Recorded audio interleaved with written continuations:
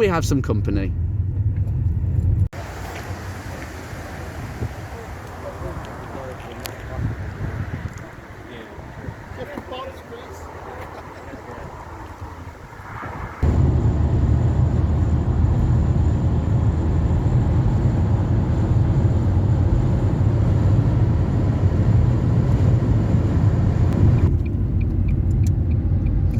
Never seen so many Mark 1s in a queue.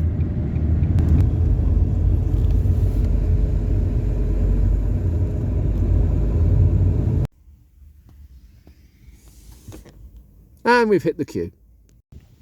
We're suitably parked up and just waiting to move. Very nice. Very, very nice. Now, we have some Mark 1s here. This is Alex's car, featured on the channel, and we've seen his car before, the Tonic Blue, in beautiful original paintwork. And we have Jason's other car, Jason, who we've previously seen one of his other cars, but he's got another one. He's got a TDCI on a 54 plate in this beautiful burgundy colour. It's absolutely gorgeous, with the gear alloys that I actually think look extremely smart on these later ones. Leather seats with the armrest. Oh boy, this is really, really cool. Love it. With the automatic climate control. Very, very good feature on the gears. Nice little bit of toy, nice badge, and nice sticker. Nice to see. Really, really nice indeed. And with the chrome tailgate strip, which is an instant recognition of a gear. Beautiful.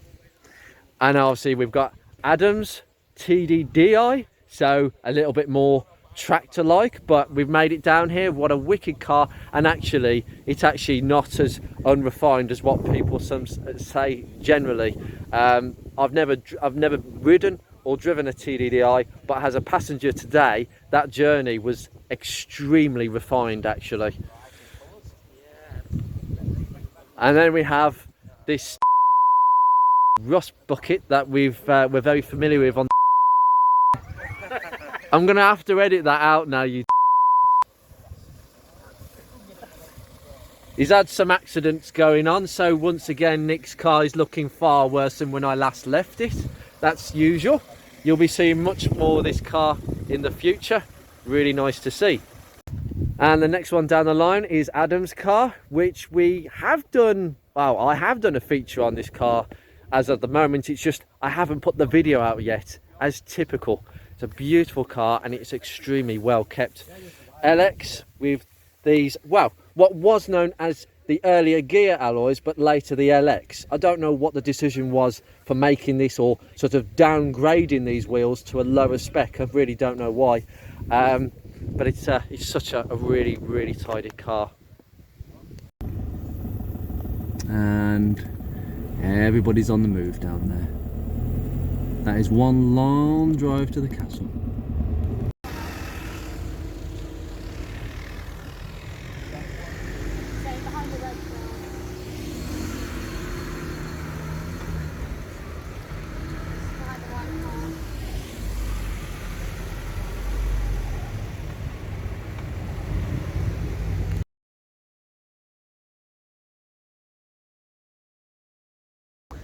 Now, this is part of a bit of a mixed episode. So I've got one video for the generic show, all the other cars, but I wanted to do something special for the Mark 1 subscribers that watch me and are into Mark 1s, because this is the most Mark 1s you will get to see at a major show. This is one of the biggest shows of the year, and we have got 6, and I'll take you through them in a little bit more detail now.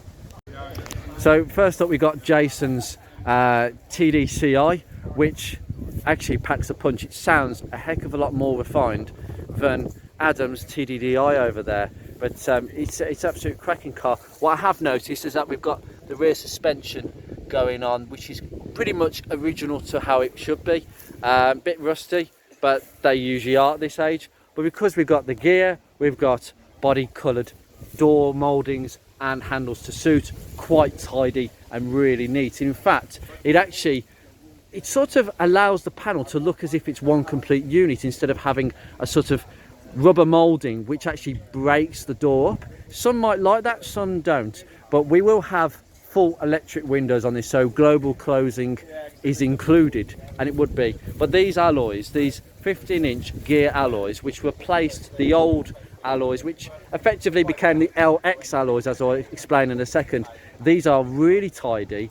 And I'll tell you what, of all the Mark 1 alloys that I've seen and noticed over the years, these do not corrode anywhere near as much as any of the other alloys. But there might be a bit of a debate about that one. We've got some headlight fading, but we have xenons at the front. I love a bit of xenon, and they're very difficult to get in good condition. Usually, half the time, they don't work. And we've got the usual, oh yes, headlamp washers, because it is an obligatory requirement for headlamp washers to be fitted with xenons. I've seen people fit xenons to a Mark 1 but not the headlamp washers, and then are surprised when the MOT tester fails it because there's no headlight washers. It's as simple as that, and you can fail for that, by the way. But we have the original dealer plate with the European flag, as was in 2004, very much so, but the original dealership registration sign. I love the original ones, and that's all patinaed. And as we can see, we can't see anything, because basically you've got a nice beauty cover on the TDCI, very much branded as the Duratorque. So most diesel engines from Ford were branded as such for quite a few years, until there was a bit of a switch over, not to the TDCI with the wet belt. That was slightly reconfigured, but we've got the boost pipes are in really good condition. These tend to well, the intercooler pipes, I should say, these tend to go quite a bit on these, but overall really nice. Obviously the diesel models have thicker springs, much thicker springs to deal with the heavy weight at the front, and the handling may be slightly compromised compared to a petrol Mark 1 because of that additional weight at the front. All diesels pay that weight penalty. I'm not quite sure what this is. I can't work out what it actually is, but it might be specific to the diesels. But we have a MAF sensor because it's a diesel. Diesels got the MAF sensor as well as the high-end petrol models. So no, really nice to see, and very honest, and it's a very straight car. We've got the Audi turn lights, which I'm not so keen on, but actually they look quite nice in the dark, particularly if it's getting dark. They're actually quite nice when they work. The problem is with LEDs is that they kind of stop working, especially aftermarket stuff. But nevertheless, a nice little subtle modification, which is all what I'm for, really. And I approve of things like that, and the lovely badge like that. Nicky's going to be jealous because his is missing, but actually I can get in and show you now. You see these seats now, they do not have as thicker bolsters as the zetec seats. The zetec seats kind of stick out a little bit more, but on the gear it's a bit more flat, so not as much support, but still decent quality seats. And the leather is hard wearing, even though I'd probably say it wasn't as high quality. The vinyl on the back is also quite cheap in feel, but ideally it's okay. And it's nice to see one with the armrest still intact. So we've got a chrome little tip on the handbrake button, which is quite subtle. We have the heated seats, and oh no, we've still got a blank because we've got no traction control. Not all we're fitting with it. We've got a little gear lever. I suspect that's not the original. But overall we have the multi-changer CD player, the 6006E with the automatic climate control. Very nice, really nice. And these are really useful, by the way, especially with the 12-volt socket being where it is. You get the gear trim on the doors, which will match the black ash fascia, with the chrome door handles, with the lock button, with the print. It hasn't faded. Woohoo! Good grief. I'm going to be keeping an eye on a few things now, but we've got the original gear dials, which were black. The zetec dials were normally grey from the factory, with the best setting I would recommend. This is a good subtle modification. This is original to this car, by the way. The gear's got intermittent wiper stalk settings. The ST170 is the same. I shouldn't have done that because that's probably on a setting that Jason prefers. But these are really good. Sometimes with the wipers, the standard wipers, it's either too slow on the first setting, the second one might be a bit too fast. So you can vary it. A really nice feature there. And you also got these lovely tread plates. That's just a little hint of class. And again, we have the fabric material on the door cards. This is a really nice suede material that you would have normally seen on the actual cloth seats. It's like a velour type, exactly the same sort of material as the cloth seats you get on the gear. Really high spec, really high quality. And the next car down the line needs absolutely no introduction. It's the moving as fast as I can Nick's fantastic gear with zetec alloys. So it's had a personality crisis, midlife crisis. We need no introduction, but I will introduce you to the car for people who haven't seen those videos. Where have you been? We've had a few bits and pieces changed. The radio is not the original, it's a 6000 CD. Usually the radios pack up, so I suspect that's why people just change them for whatever they can get. These radios are prone to faults, so it's fair enough. We've got the original trim on the fascia, we've got the original trim on the doors, the chrome door handles with the again, we've got this going on. We've got some nice rubber mats, and obviously we have the beautifully plush seats. Very nice indeed. This car is presented as it would have been presented in daily service, and that's what it is. I love the material on this armrest. The knobs are always like that, so I'll be very careful to put that back. Again, this is the original gear knob with vinyl. You didn't get leather, you only got leather on the ST170. It's vinyl, just the same as this, vinyl. But we do get a 12-volt socket because it's the facelift. You didn't get one on the pre-facelift with the more modern sort of integrated fascia that you get on the facelift models. And it is as you can expect. And we're going to come to that because that dashboard cluster, the cluster is actually playing up quite a bit, so might just replace that. But the later ones come with the bigger airbags, and I can smell that a mile off. Do you know what this smells like? I can smell that a mile off. Nice. Yeah, and then we've got, well, actually we've got the same material on the seat, on the door cards as we have on the seats, but the gear, you got pretty much everything. You get a centre armrest on the gear models as standard, a centre headrest. Mind you, I think it was the only CL models that didn't get a centre headrest. The rest of the cars certainly did. So that's really nice to see in that interior, actually, just to have a glance and rather not work on the car and actually take time to actually have a look at it. But overall, it holds out pretty well. It is how it is, and it's very honest. And again, it wears, I suspect it's maybe not the original dealer plate. It could be, but I've got a feeling it isn't. I've got a few bits and pieces that we've added down the years, but as I say, we've got a lot of work to be doing on this engine. It's the Sigma 1.6 as usual. Our new alternator. It's as you would normally see a Sigma, quite dry and dusty, but I can very rarely see any leaks. There's probably some previous rocker cover leaks, but I know it's possibly being changed. But it is as it is, and we can see my handiwork. Yep, definitely my handiwork with the earth points. As I say, if you don't know what I'm talking about, watch the episode. Yeah, very nice indeed. Got some scuffs going on here. I will point this out because we've got a bit of scuffage going on, but Nick's actually gone over the sill and actually painted it up just very briefly. But I think I could help him out, make it even better, to be fair. And there's a lot to be done, but he knows he wants to make the car as good as possible, but he wants to make it work for him. And this is what it's about. It's about having fun, but having a cheap car to run for fun, but look after it within a certain parameter of finances. And you know, it's all about having as much fun as possible with the least financial investment sometimes. And I know I bang on about spending money on these cars, but sometimes it's just worth maybe not spending as much and just making sure that you can, you know, you have to live within your means. And this car definitely shows it. And yeah, we definitely have that sticker. I'm glad to be seeing that. But overall, the paintwork, especially on the roof, actually looks really good. I'm really impressed with this car. Now this is Chris's car.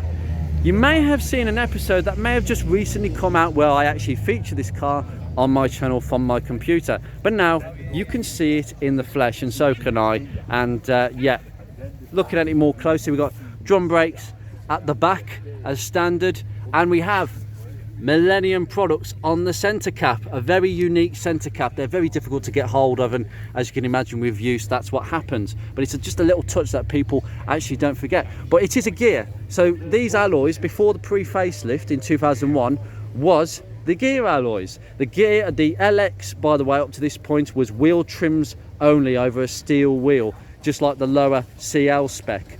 But later on, they switched this wheel to become the LX alloy as standard, and the gear, well, the gear got them down there. It's about to point to them. That's the wrong one. That one. These are very rare cars now, very collectible cars, and they would have a number printed right there next to the gear lever. And this is one of only 51 on the roads, and I'm not joking you when I say that. They are very rare. People really haven't taken to the banana colour. We've got a bit of paint fade. That is usual with this kind of colour, so it's not unusual to see quite a few of them with mismatched panels, as you can clearly see. There's been a lot of bumper fade, but overall they are just absolutely stunning cars. They stand out an absolute mile, and for that reason I think they should be applauded for making such a fine limited edition. And this was, I believe, the first limited edition that they offered in the Mark 1 in the UK. I can't speak for North American cars or in Europe, because there was, especially in North America, there was a huge amount of special limited editions that even I don't know about. But yeah, it's the gear spec with the earlier leather seats that tend to crinkle along the bolsters quite a bit. It was definitely a different kind of leather material, but overall it's exactly the same as any other gear spec.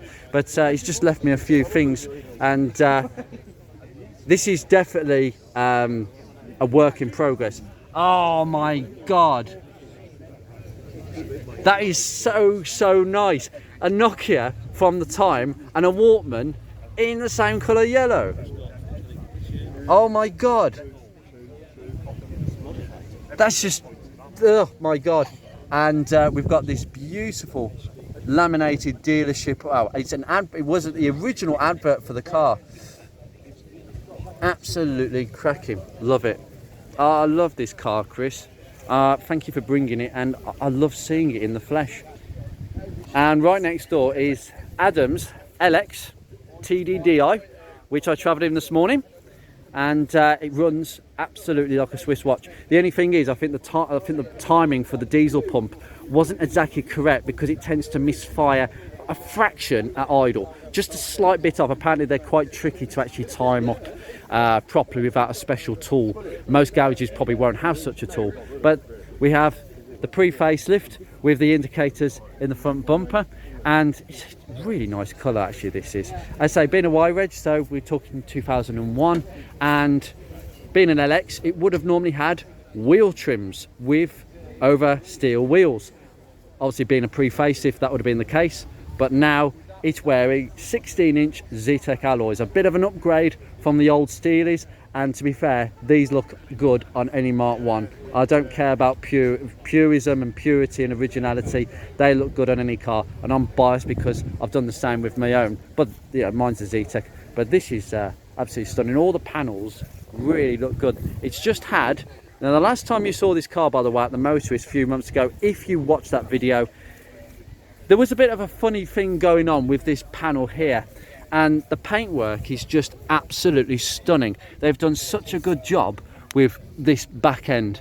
It's really nice. The lip is really tidy. It's exactly how it should be, and exactly like the work I've had carried out on mine, really. It's all been tidied up. This panel has been cut off a good Mark 1, and it's been welded in, and now we have got the correct swage line, and it's looking absolutely amazing. It's been blown over a little bit on this side, and the paintwork looks absolutely stunning, and he's over the moon about it. And yeah, we've got some new calipers going on at the back there that I can see. This has got rear discs. Most of them would have probably had rear discs, and obviously being I think being a TDDI, it would have mostly had rear discs from the factory.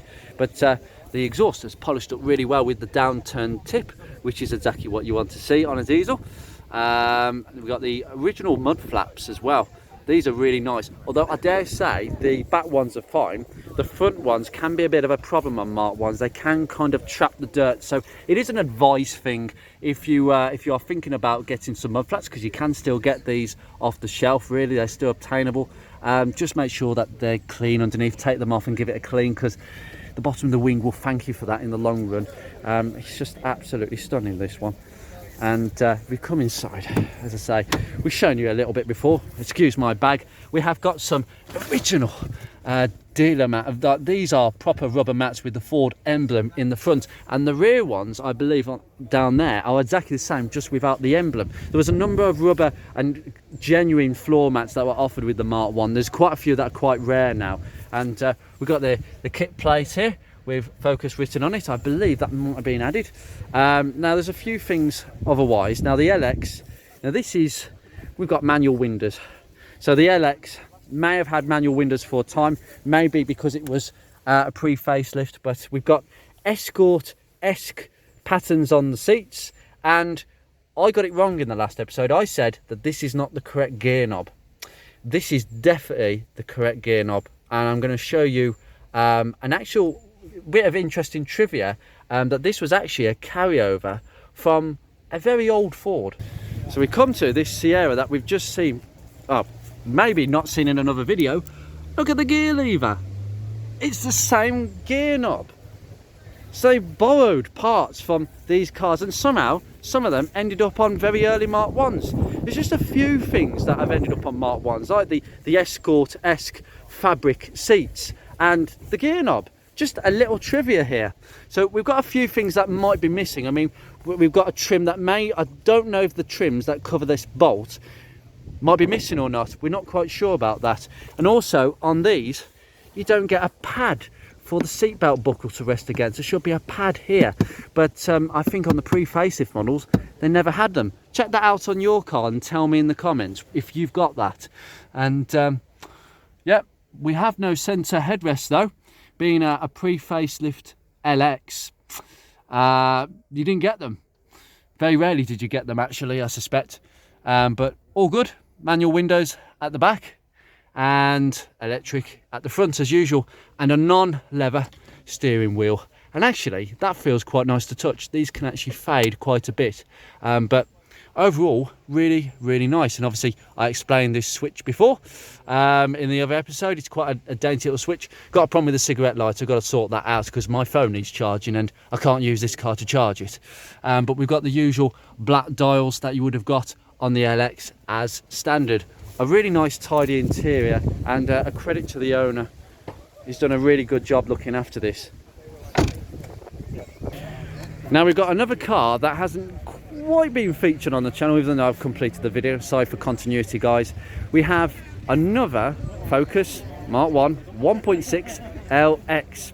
This is on a 2005 plate, so we're talking about the end of production here. You would have seen 55 plate and 06 registrations very rarely, but beyond about May 2005, it's very rare to see a Mark 1 registered. The last registered Mark 1 Focus that I am aware about from 2005 may be around June, but we have rarities on a 55 and 06 plates. They're very rare cars, but they do come up occasionally. And being a late one, it should be in better condition, but generally the late ones actually tend to fare not as well on the bodywork, and it is nice to see that the sill is in real good condition. There's no massive scabbiness or anything like that. It's really, really tidy. And Adam, who is the owner, a different Adam this time, really loves it. He's had it for a number of years, and he's looking forward to improving the car long term. I do love this, and the fact is he's used the technique of spraying all the plastic so it looks fresh and glossy, and I have to say it looks really, really tidy. Note the rubber cap that covers the positive alternator cable. It was a cap before on pre-2003 models. That's the sort of trivia that I like. We've got a bit of oil going on here. I don't know what's going on there, whether or not it's had a previous mixing of oil and coolant. That's not normal, so I question that actually. But overall, exactly what you want to see. The paintwork is really intact on this car, and nice to see its earth points haven't been snapped by some idiot. And these stickers don't tend to fare very well, so it's nice to see this sticker looking really clean as well. I've just brushed a load of dirt on it. There we go. But we have these, the headlights are looking really good in these, and these generally don't fade, but they look really tidy. In fact, they could be classed as brand new. They look better than mine. These are wearing really good tyres as well. Uni Royal tyres, Rain Expert 5. on a Mark 1, you're going to have some serious traction. And we have some trivia also from the time. And it would tell you, we can actually see the spec sheet actually for this car.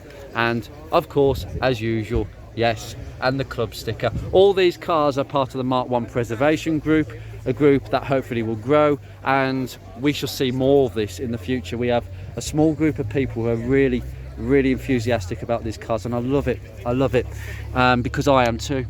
And again, it just looks really tidy. This is incredibly tidy. This is all original. This hasn't been messed about with, and there's an awful lot of Mark 1s in this sort of condition now. So I'm really glad to see this.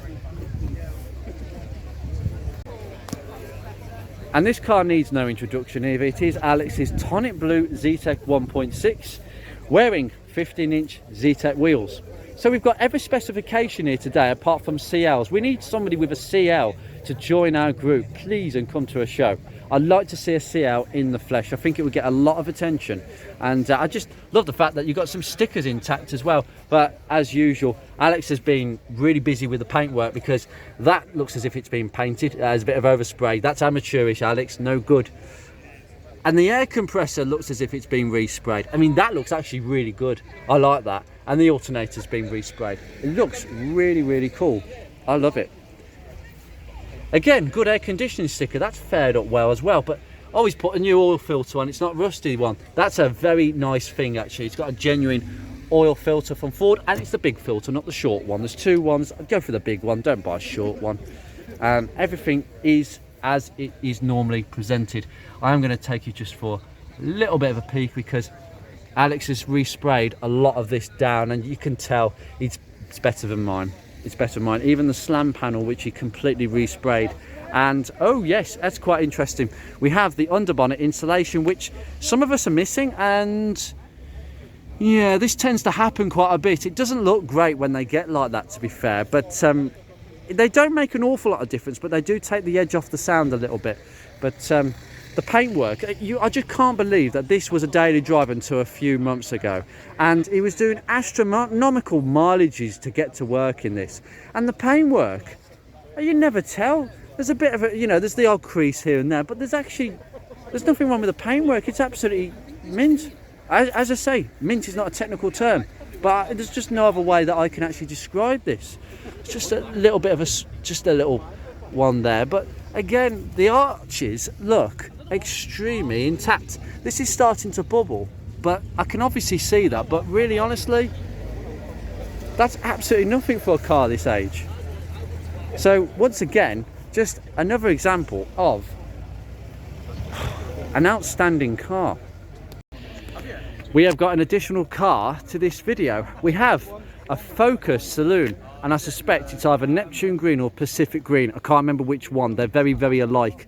It's a 2 litre. It's a gear 2 litre with the spoiler. Not many saloons that I've seen have a spoiler. It may have had tinted glass from the factory. It may have been fitted, but I've got a feeling that is from the factory. Obviously, gear alloys, as would have been correctable, and we've got the two-tone beige and black dashboard there with the beige Bussack seats, as they're called. Absolutely gorgeous. That is very tidy. Leather steering wheel, and with a bit of it's got the wood fascia panel at the front. Really nice. Clear indicators, potentially from the factory. 2 litre on the side to depict it. And obviously on these we have a chrome strip that runs right above the top of the front bumper. I believe that only the saloons had this feature, although Xenons, that might be standard. I suspect it is, because it's very difficult to convert any Focus Mark 1 from halogens to xenon without a lot of wiring fiascos. So this is most likely from the factory.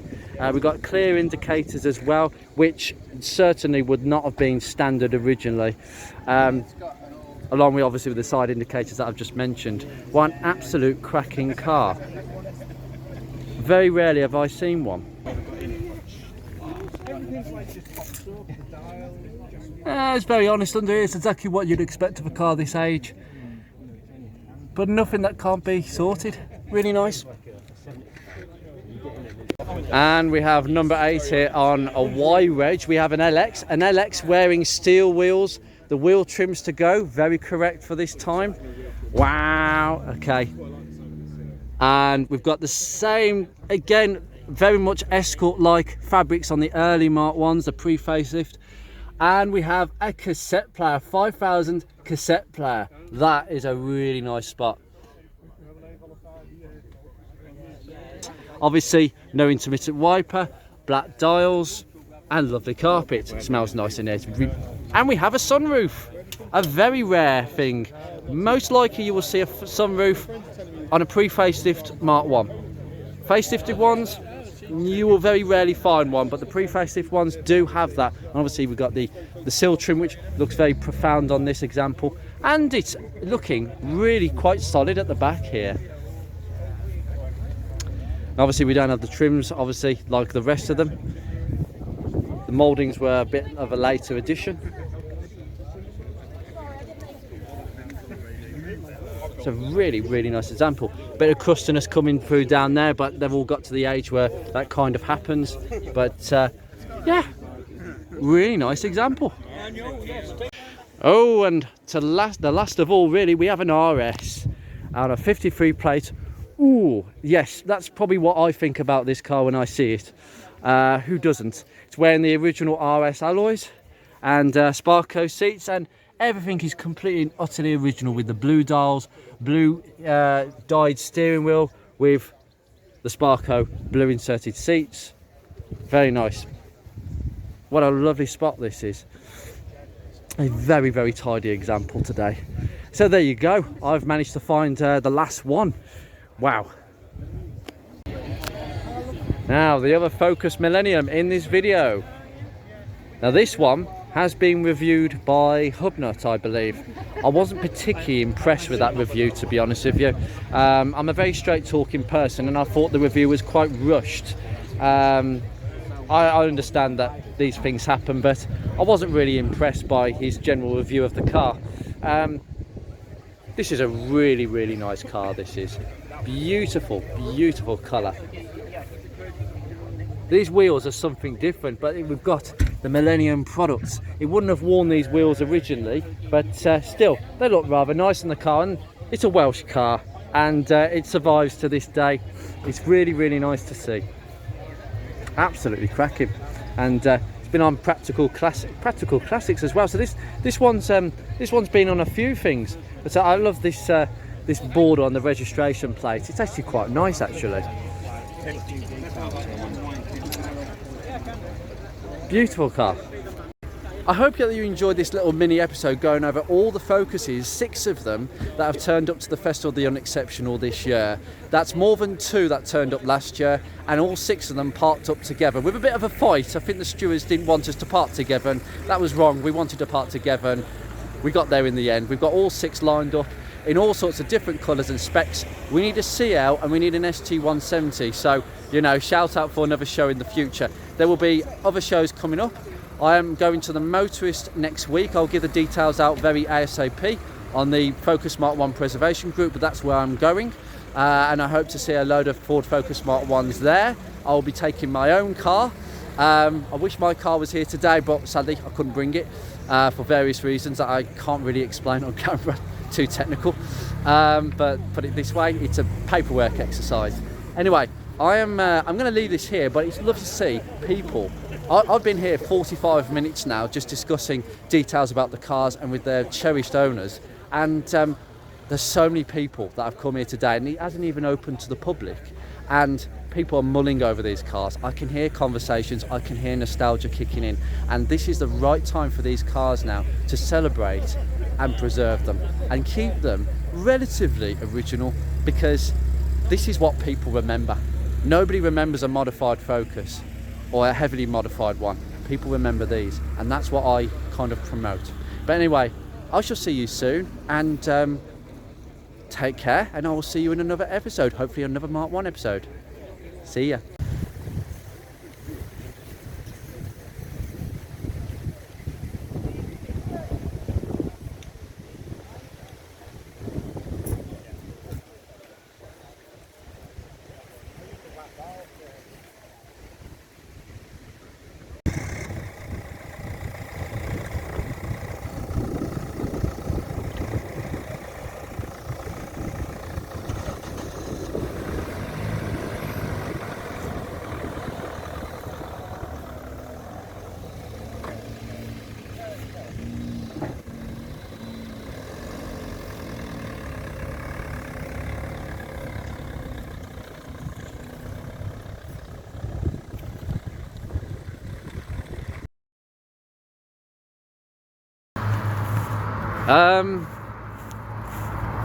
Yeah, we got a bit of a leak. I could smell something. Oh dear, it's not the end of the day. But I think after checking everything, we can assume that everything is absolutely fine. It's the screen wash that's it's overflowed and it's just come out everywhere. Thank God for that. That's what we could smell. It was really sweet just then. No problem. Right, I think I'll leave that here. See you in a bit, bud.